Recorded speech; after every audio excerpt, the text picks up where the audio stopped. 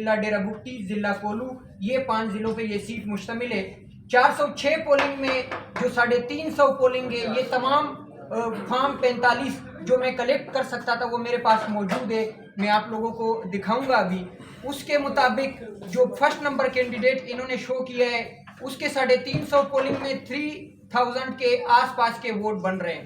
وہ بھی ایسے ووٹ نہیں ہے جو ان کو پڑھیں، اس میں بھی کچھ ووٹ ایسے ہیں جو 2 نمبر طریقے سے فارم 45 میں کہیں 0 کے ساتھ 9 لگا کے، کہیں 0 کے ساتھ 6 لگا کے، کہیں 0 کے ساتھ 5 لگا کے ان کے وہ ووٹ اکاؤنٹ کیے گئے ہیں۔ باقی 46 پولنگ جو ہے، جسے الیکشن کمیشن نے اپنے فارم 28 میں جو الیکشن ڈے سے پہلے جاری کیا جاتا ہے، اس میں سینسٹیو پولنگ انہیں شو کیا گیا ہے۔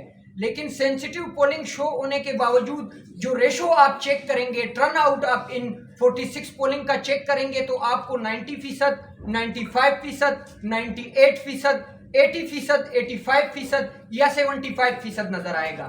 حالانکہ ہمارے ملک کا جو دارالحکومت ہے وہ اسلام آباد ہے، اسلام آباد میں بھی ٹرن آؤٹ اتنا نہیں ہوا، تو سینسٹیو پولنگ پہ اتنا ٹرن آؤٹ ہونا یہ ایک بہت بڑا سوالیہ نشان ہے۔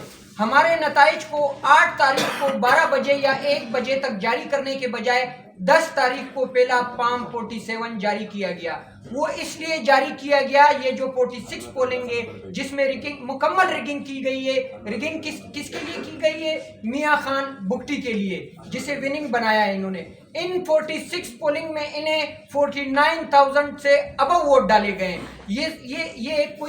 یہ مذاق ہے کہ 46 پولنگ پہ ایک کینڈیڈیٹ کو آپ 49,000 ووٹ ڈال دیں، اور یہ میں حیران ہوں الیکشن کمیشن پہ کہ ان کے ڈی آر او اور آر او نے 2 دفعہ فارم 47 جاری کیا ہے۔ ایک فارم 47 10 تاریخ کو جاری کیا جاتا ہے جس میں وننگ کینڈیڈیٹ کو 46,000 شو کیا جاتا ہے۔ دوسرا جو فارم 47 ہے وہ 17 تاریخ کو جاری کیا جاتا ہے جس میں وننگ کینڈیڈیٹ کو 51,000 شو کیا جاتا ہے۔ جو 49 فارم ہے وہ 18 تاریخ کو جاری ہوتا ہے، اس میں وننگ کینڈیڈیٹ کو 54,000 سے ابو شو کیا جاتا ہے۔ یہ اس طرح سے نتائج بنائے جاتے ہیں۔ یہ اس لیے اس طرح انہوں نے کیا کیونکہ درمیان میں ڈیفرنس اتنا بڑا تھا، درمیان میں ہماری لیڈ اتنی زیادہ تھی کہ اسے بدلتے بدلتے ان سے اتنی غلطیاں ہو گئی کہ یہ آج خود حیران ہیں۔ ہم الیکشن کمیشن سے اپیل کرتے ہیں، ہم اس ملک کے اداروں سے اپیل کرتے ہیں کہ ہم آپ کے ہی لوگ ہیں۔ ہم نوجوان جو ہے اس ملک میں رول آف لا چاہتے ہیں، ہم نوجوان جو ہے اس ملک میں امن و امان چاہتے ہیں، ہم نوجوان اس ملک میں جو موروثی سیاست ہے، جو چند خاندانوں کی سیاست ہے، جو جابرانہ سوچ ہے، اس کا خاتمہ چاہتے ہیں۔ لیکن اس کے باوجود ہم